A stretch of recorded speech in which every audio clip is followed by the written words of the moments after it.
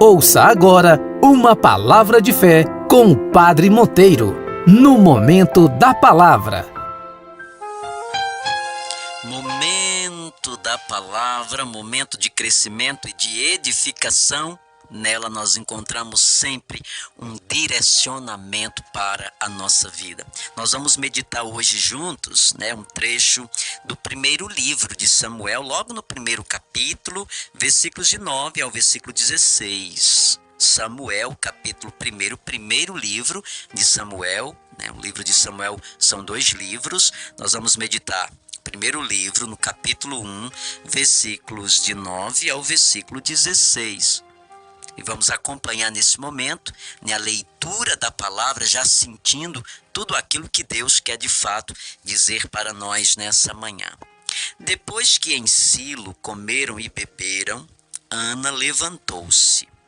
O sacerdote Eli estava sentado em sua cadeira, à entrada do santuário do Senhor. Ana, cheia de amargura, em profusão de lágrimas, orou ao Senhor e fez a seguinte promessa: Senhor dos exércitos, se olhares para a aflição de tua serva e de mim te lembrares, se não te esqueceres da tua escrava e lhe deres um filho, eu o oferecerei a ti por toda a vida e não passará navalha sobre a sua cabeça. Como ela demorasse nas preces diante do Senhor, Eli observava o movimento de seus lábios. Ana apenas murmurava. Seus lábios se moviam, mas não se ouvia sua voz. Eli julgou que ela estava embriagada, por isso lhe disse: até quando estarás bêbada? Cura essa bebedeira. Ana, porém, respondeu: não é isso, meu senhor. Sou apenas uma mulher infeliz. Não bebi vinho, nem bebida forte, mas derramei a minha alma na presença do Senhor. Não consideres tua serva uma mulher perdida, pois foi por minha excessiva dor e aflição que falei até agora. Palavra do Senhor para nós. Olha que belíssimo testemunho a palavra de Deus nos traz nessa manhã. Nós somos convidados a meditar e orar a partir do testemunho dessa grande mulher, Ana, mulher de Eucana e mãe do profeta Samuel. Nós vamos encontrar, em primeiro elemento importante no texto, é a esperança dessa mulher, a insistência dela. Não entregou os pontos diante das impossibilidades, mas foi capaz de buscar o Senhor diante de uma situação que somente Ele podia realizar. Ana vivia amargurada, Ana vivia triste, porque era estéril, não podia conceber filhos e tinha o grande desejo da maternidade. E para aquela época, além de um desejo frustrado, Ana carregava a dor, de ter que enfrentar toda uma sociedade que olhava para a esterilidade como sendo uma desgraça, como sendo uma maldição. E quem era estéril, a mulher estéril, ela era uma mulher marcada como amaldiçoada. Então aquela mulher carregava toda a amargura no seu coração, como o texto diz, e como ela mesma diz ao sacerdote Eli: eu não estou bêbada, eu estou apenas jogando fora, colocando diante do Senhor a amargura e a minha infelicidade. Quando a gente olha para a figura de Ana, para o testemunho dessa mulher, nós vamos enxergar também a nossa história, que tantas vezes passamos por experiências tão dolorosas que produzem essa amargura em nós, essa infelicidade ou até mesmo essa incapacidade de reconstruir os laços da nossa história de vida, de nos perceber que em Deus nós podemos de fato ser assistidos. Em Deus nós podemos buscar, de fato, aquilo que é sonho e desejo nosso. É muito forte o testemunho dessa mulher, porque ela diante de todas as impossibilidades, ela corre e se prostra diante do Senhor. Isso porque Ana acredita na grandeza de Deus e de que é um Deus que tudo pode, mesmo quando os homens dizem o contrário. Mesmo quando nós somos desenganados ou recebemos um diagnóstico de que os nossos problemas eles não têm jeito no campo, né, da nossa saúde. E mesmo assim, nós precisamos acreditar e, como Ana, colocar em Deus, suplicar a Deus, né? A experiência de Ana foi muito profunda, porque a nossa relação com Deus, ela deve ser assim. E Ana nos ensina hoje a orar, porque às vezes nós pensamos que a oração é apenas rezar coisas, é apenas pronunciar palavras, mas Ana nos ensina que oração é a capacidade que nós temos de rasgar o nosso coração diante de Deus, sem formular nada, mas colocar de fato a nossa vida do jeito que ela é, né? Da forma como nós sentimos. Quando Ana se coloca diante do Senhor, ela coloca a sua vida, ela deposita nas mãos do Senhor a sua amargura, mas ao mesmo tempo a sua confiança de que Deus pode assisti-la. E nós vamos, né, perceber isso de maneira muito clara em Ana. O resultado de um coração contrito, de um coração que acredita, é sempre positivo. Depois daquela oração, Ana tocou o coração de Deus. Está vendo como é importante a nossa oração?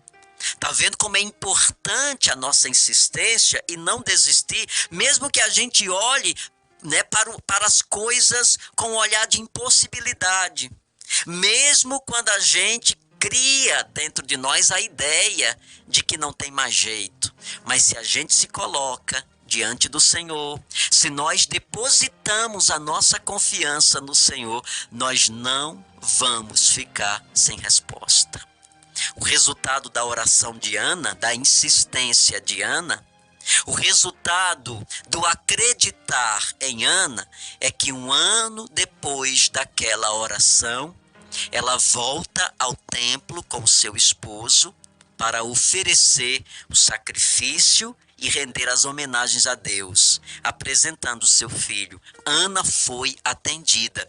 Então eu quero dizer para você hoje, nessa manhã, começando a semana, eu quis trazer esse texto, né, para nos fazer compreender como é importante a nossa insistência e não desistir nunca. Não desistir nunca, mesmo que a gente bata em portas e elas não se abram naquele dia. Mesmo que eu tenha pedido algo e não tenha conseguido naquele dia, mas eu não posso desistir. Eu preciso levantar a minha cabeça e continuar caminhando, continuar insistindo, porque os resultados vão chegar, claro que vão chegar, à medida em que nós formos insistentes, à medida em que nós acreditarmos que nós podemos conseguir. Ana acreditou. Acreditou em Deus, sim, acreditou em Deus. Mas Ana também acreditou em si mesma. Ela também acreditou que as limitações que ela trazia eram apenas limitações que podiam ser corrigidas. Existem limitações em nós que podem ser corrigidas, sim, claro que sim. Basta que nós acreditemos. Então nós vamos começar a semana com Ana. Nós vamos começar a semana trazendo essa palavra de força, né?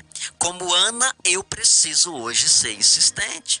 Como Ana, diante dos meus limites, diante das minhas dificuldades, eu não posso desistir. Eu não vou desistir. Como Ana, eu vou insistir, porque eu quero obter os resultados, eu quero obter as metas que eu propus, eu quero conseguir realizar os meus objetivos. Ana diz hoje para nós com muita clareza. E mesmo diante dos limites, ela insiste. Olha a figura do sacerdote Eli, né, que desconfia de Ana, dizendo que ela está bêbada, é compreendido na palavra como um limite que nós enfrentamos na vida.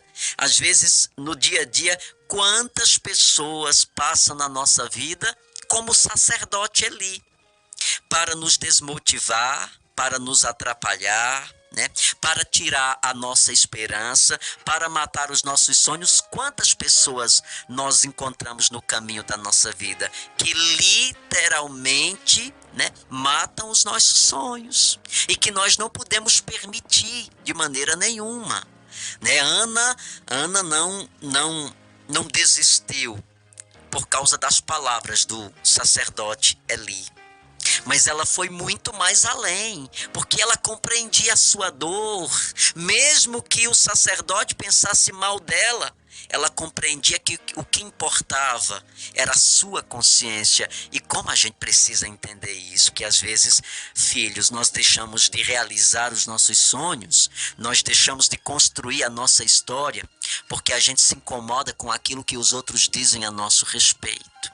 E a gente fica acorrentado a isso, né? Como se o que os outros dissessem a nosso respeito fosse totalmente verdadeiro, e a gente se incomoda com isso e acabamos nos sentando, ao invés de vencermos isso. Então, Ana também nos ensina hoje a respeito disso. Eu quero dizer para você que tantas vezes tem parado por causa dos outros, por aquilo que as pessoas têm dito ao teu respeito, na tua casa, no teu trabalho. Isso tem limitado, e você tem se sentido cada dia uma pessoa mais limitada, uma pessoa mais insegura daquilo que você precisa, e aí você se sente tão inseguro diante do outro. Olha o testemunho de Ana, levanta a cabeça. Você precisa acreditar em você mesmo. Você precisa dar um voto de confiança, porque a graça de Deus nós vamos sempre ter. O auxílio de Deus eu vou sempre contar. Mas é preciso também contar comigo mesmo. Preciso que o meu coração esteja aberto. Preciso que eu compreenda o dinamismo da vida e não me incomodo com o que as pessoas dizem. Elas sempre vão dizer algo de nós. Mas nem sempre aquilo que os outros dizem devem nos incomodar.